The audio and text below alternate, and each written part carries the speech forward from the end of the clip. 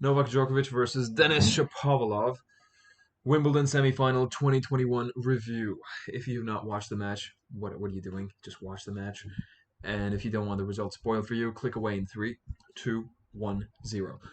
Novak Djokovic threw in straight sets. I put the quotes up there because straight sets do not even measure up to what the match was. The match was amazing. The match was great. And the more I say about it, the less it'll be in comparison. Denis Shapovalov deserves all the plaudits that he will receive after engaging in a very, very close battle with the world number one. All respect to the winner. Novak Djokovic wins as he does. The entire match was signature Novak Djokovic post 2011. All the wins he's gotten, almost all of them, could be put in a nutshell, and this match would be it. It's a straight sets victory. It's close, and he triumphs in the most important moments. A lot can be said about Denis Shapovalov's serving quality, and I will. But first, let's have a look at the statistics. Novak Djokovic, aces 8, double faults 5, first serve percentage 61, first serve win percentage, points won on the first serve, percentage wise 81, which is again continuing his great spell of winning his points on the first serve. Win percentage on the second serve 57%, net points won 85. He won 28 out of 33 points in the net. Break points won 3 out of 10. A little below par for him, but if you put it in contrast with Denis's, which I will say after, it's still better. Receiving points won 33%. Winners 33, unforced errors 15. Total points won 116. Shapovalov, aces 5, double faults 6, first serve percentage 67, win percentage on the first serve 79, so just a couple shades below Djokovic. Win percentage on the second serve, Shapovalov 42. Net points won 77%, 30 out of 39. Break points won 1 out of 11, makes it 9%. Receiving points won 29%. Winners 40. Unforced errors 36. Total points won 104 versus 116 that Djokovic won. Total points is a good indicator of how close this match ultimately was. The first set, Novak Djokovic, to me, looked as if he was very passive in the beginning. Not his first service game, which he won with flair, but every game after that, he was passing. He was chasing. And he was chasing, believe it or not, until the end of the second set, and we will get there. But Shapovalov deserves all the credit, and I will say probably a number of times, for his impeccable serving in the first two sets. His ground strokes were crisp. His shot selection was great for the most part. His forehand was firing. His backhand was not vulnerable. He had enough firepower on the backhand to not let the backhand be a drawback in his game. He was also using the slice to counter a lot of the deep shots that Djokovic was sending to his backhand. But in my opinion, he could have mixed it up a little more. As for the progress in the first set, Shapovalov breaks in the first set, breaks first, draws first blood, and then consolidates that break as well. But he's not able to carry that advantage forward. At 5-4, he is faced with the prospect of serving for the first set, and then Novak Djokovic appears in his ultimate glory, as he always does. He rises to the occasion, and I will probably highlight other instances where this happened, maybe not exact points, but Novak Djokovic benefits from two main things. One is who he is and how he plays, obviously. But second is his reputation. And his reputation and his aura is at an all-time high. It is even higher than his peak years, which were 2011 to 2015. But his aura is even grander than that time period right now. Why? Because he is the world number one. He has broken the world weeks at world number one record, and he's vying for 20 Grand Slam titles, tying Roger Federer and Rafael Nadal. And he's not showing any signs of weakness at any moment. So when you're in a rally with Novak Djokovic just has to be Novak Djokovic. He has to hang in the rallies, and hanging in is what he was doing for the majority of the first two sets in rallies. There were not a lot of winners, but There were not a lot of unforced errors either. He played a very clean match. He had more than double the number of unforced errors as winners. Winners were double the amount of unforced errors. So Novak Djokovic does not have to pull the trigger. Novak Djokovic just has to be replying with deep ground strokes. He does not have to be looking for the lines. He does not have to go for acute angles all the time. He just does not have to take the risk. And in the mind of the opponent, in this case Denis Shapovalov, he had to go for broke. At least he believed so.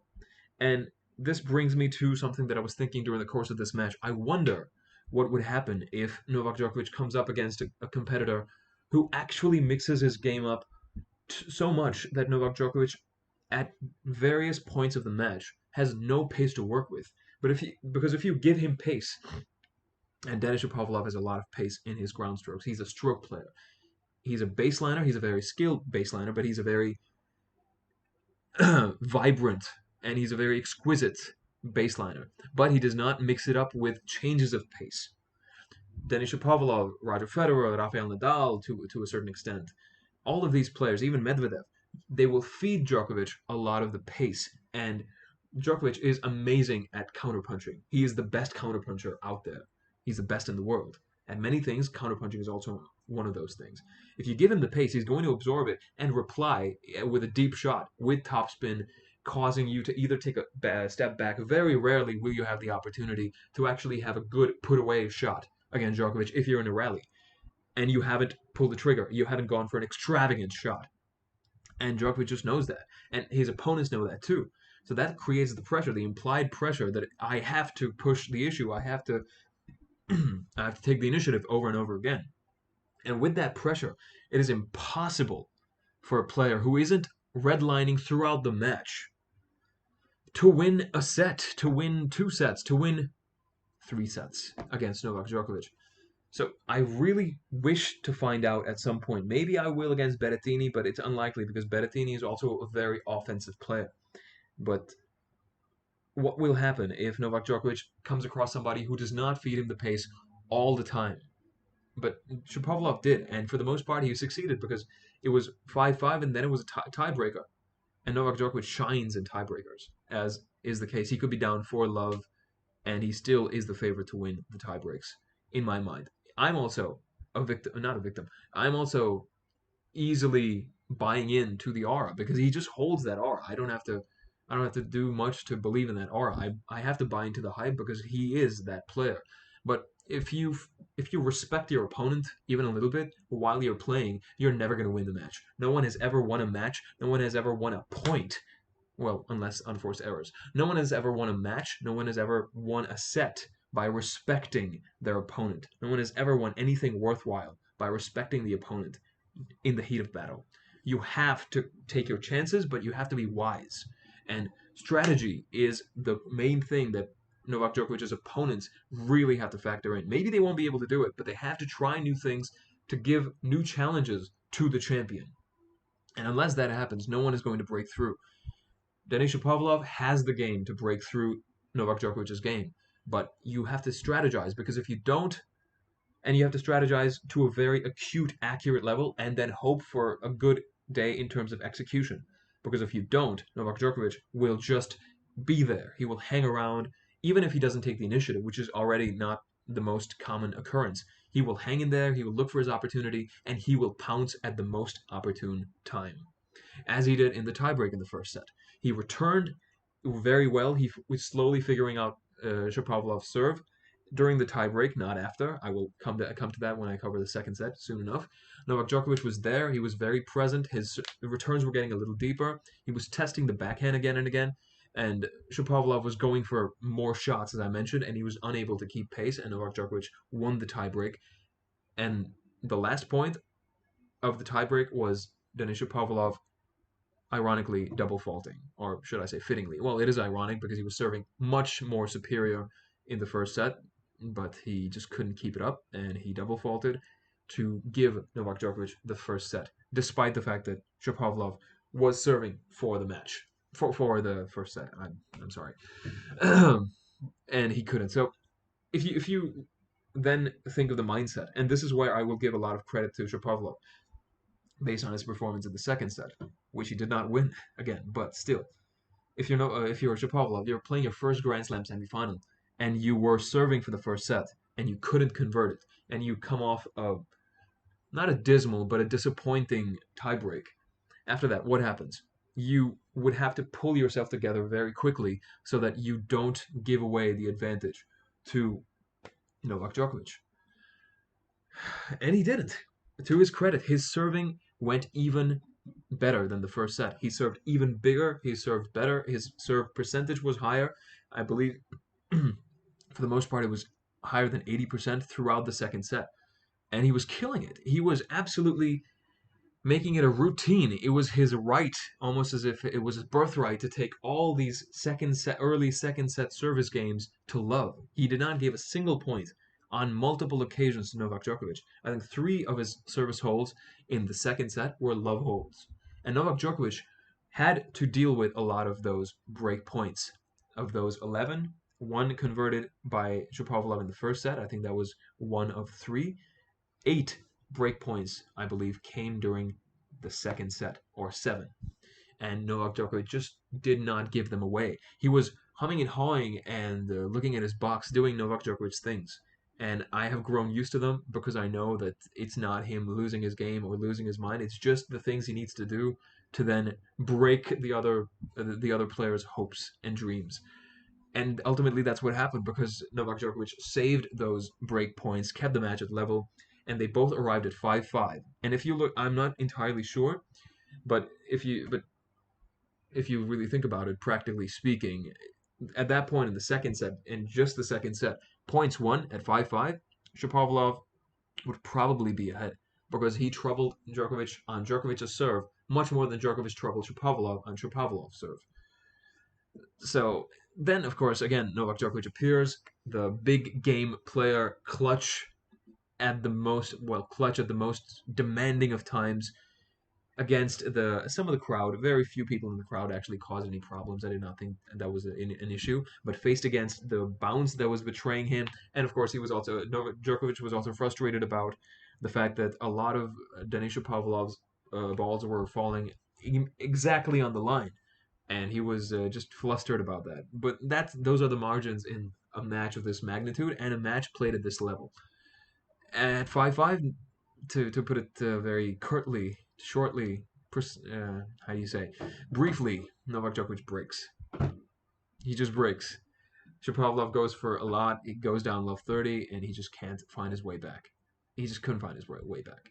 Djokovic would not allow you, and the underlining theme was the same.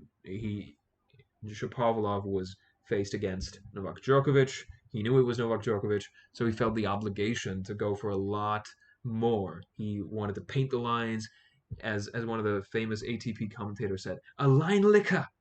He was trying to go for those shots over and over again, and he just couldn't sustain that level at that demanding circumstance. At the crucial moment, Djokovic again broke, and then he served out the set. He's not gonna. If you were to bet, he's not gonna lose that set at 6-5 serving for the second set.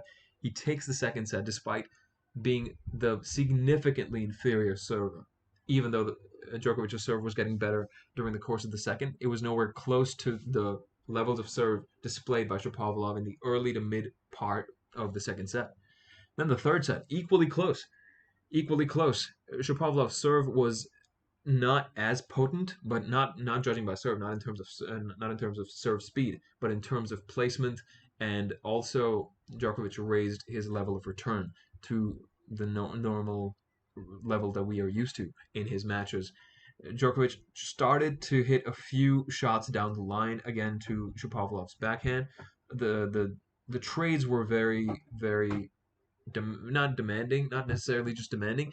The ground stroke rallies were very close. You could see that they're both operating at close to their peaks, not in terms of Djokovic's shot making, but in terms of shot tolerance. They were both hanging in there very much.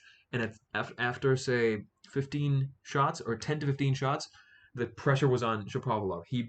I'm not sure whether it's a lack of confidence that he cannot keep up the quality of returns that he has so far sustained in the first 10 to 15 shots. But after that, he started to maybe go for the big backhand down the line or for the cross-court backhand, finding a very acute angle, or the inside-out forehand that Rafael Nadal always hits with ease.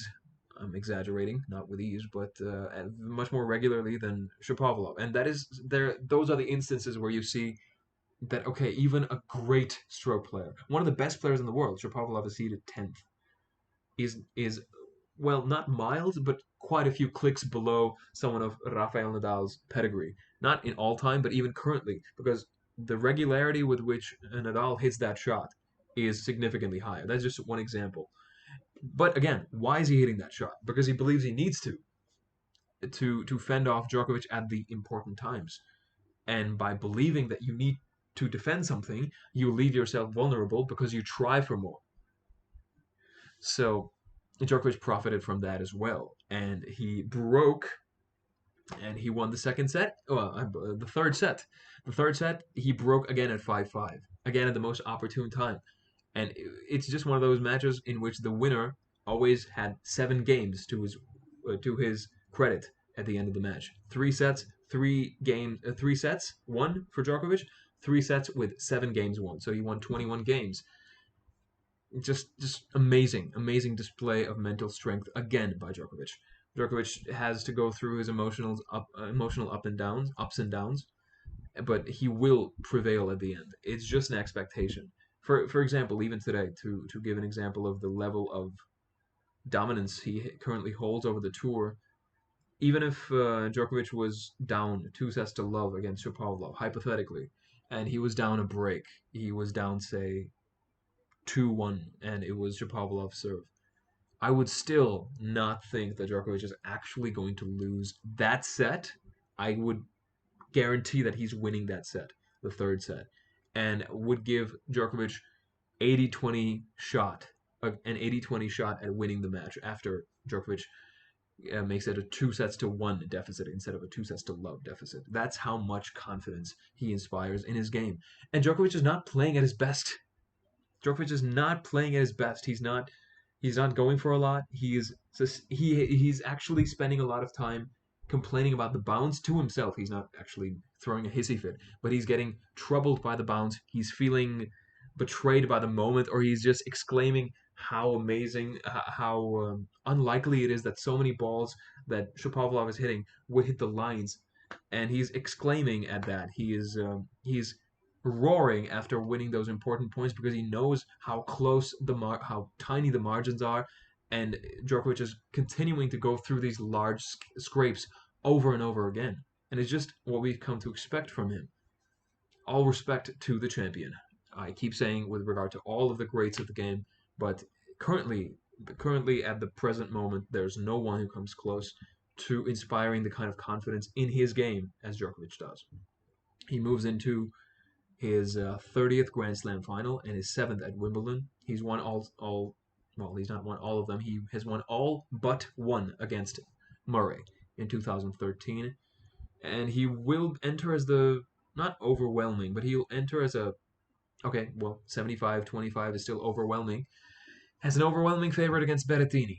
A side note: Djokovic wins a lot of respect from people, consideration from people, and a recognition from people, and this is based on his demeanor more than his play, not more than just his play. We all know how great he is as a player, but Djokovic also wins a lot of hearts or positive feelings from the crowd because for example, if Denis Shapovalov plays a down the line winner while wrong-footing Djokovic, regardless of the time of the match. Maybe Djokovic is serving to stay in a set or something, which he was not in this case, in this match. But no matter the circumstance, if the opponent hits a great shot these days, more than maybe a little, even more frequently than before. I apologize for the sound outside. Even more frequently than before, Djokovic will take the time to applaud the shot of his opponent. That is not a common occurrence on the tour. For the best player in the world, the #1 ranked player in the world, to do that more frequently says a lot about his character. And again, it also shows in his post-match interview when he gives credit to Denis Shapovalov. He said the same thing. He said that the scoreline does not tell the whole story about how close this match was. He gave all props to Denis Shapovalov for playing such a great semifinal and for having such an incredible run to the semifinal, which resulted in his most successful Grand Slam result.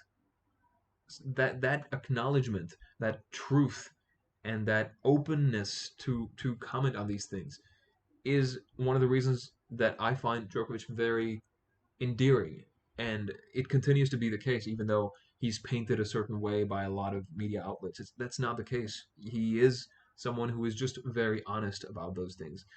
Another example of that, in different ways.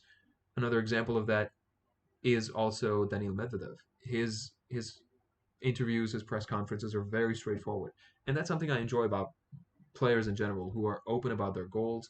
Djokovic, for example, has always been very open about his goals. He said, I want to get the world number one record." He did it, and after he got that, in his press conference after Australian Open of this year, he made sure to tell everyone that, hey, I'm gonna go after the Grand Slams now. The world number one ranking is not as important now because I already have the record. I will go after the Grand Slams, and That's what he's doing. He wins the French Open, defeats Nadal at the French Open, and then Tsitsipas, and again a clutch performance coming down from 2 sets to love down.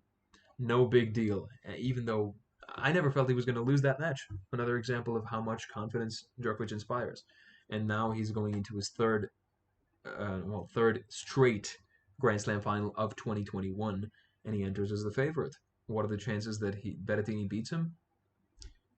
There's a good chance because you can never bet against big weapons that Berrettini possesses, his serve and his forehand. But execution will be the biggest challenge. Execution in the biggest moments will be the most important challenge, and I cannot wait to see that match. The two best grass court players of this season are going to square off in the Wimbledon final in 2 days. I will have, I believe I'll be back by then, but I might have a delayed video for that. But I will have a video for that regardless. I have my appointment for my vaccine, but either way, I will have a video up. But it was a pleasure to watch this match, and I have very high expectations. But not just from the two players, but I'm just very excited for the match.